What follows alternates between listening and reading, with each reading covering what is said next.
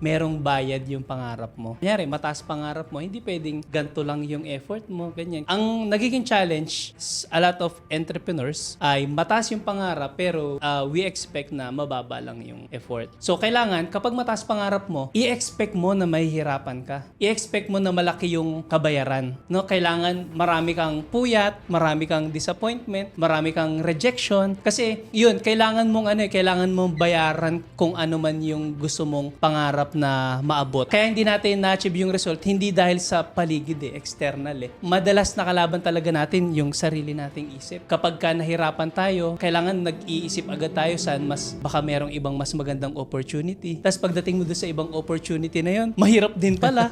Di ba? Magbaback to zero ka rin pala.